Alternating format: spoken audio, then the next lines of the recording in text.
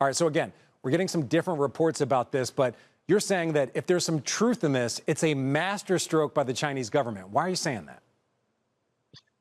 It gives China first an out because the U.S. had really positioned it such that the Chinese were the wet blanket, this dynamic. They were the ones withholding TikTok from hundreds of millions of American addicts because they were vetoing any kind of a change of control of ownership of TikTok. And it puts TikTok in the hands of someone who is very constructive and pragmatic when it comes to China engagement.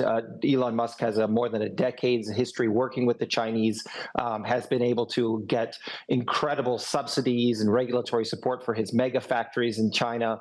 China is really what's making a lot of the growth and upside in Tesla today. And so this really positions the Chinese government well with someone who is friendly towards them and also gives them a face-saving exit from this whole debacle. So, Ben, I know you're a VC investor, not necessarily a media expert, but I do want to talk to you about the idea of Elon Musk potentially, if there's any truth to this, if he somehow acquires TikTok's U.S. operations, having control of TikTok's U.S. operations, also being the owner of X, that kind of concentration in media and also his proximity to the president-elect, just kind of put that in perspective in your mind as someone who looks at the tech space broadly.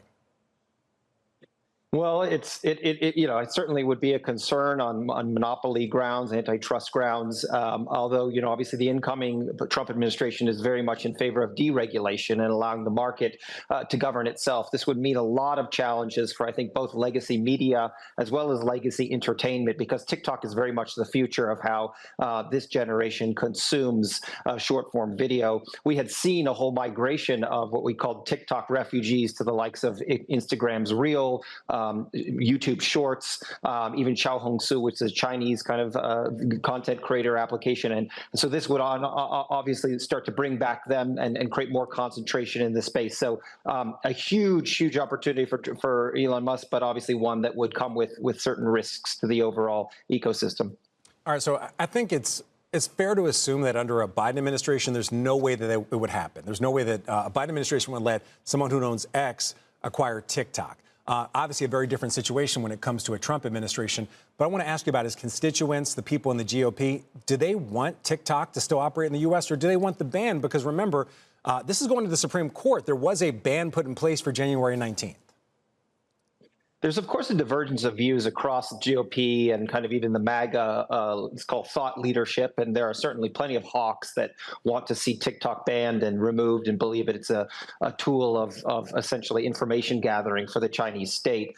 But if you listen to the direct words of many of the kind of leading MAGA key influencers, Trump chief amongst them, but even the likes of Charlie Kirk and others, Trump himself on Truth Social said, why would I want to get rid of TikTok, and show that he had 36 billion views of his type content related to him on the platform. This is clearly where the hearts and minds of Gen Z and later generations are sitting. People on both sides of the aisle value that. And so I think that there is a huge amount of support for maintaining this as a channel to connect with future voters.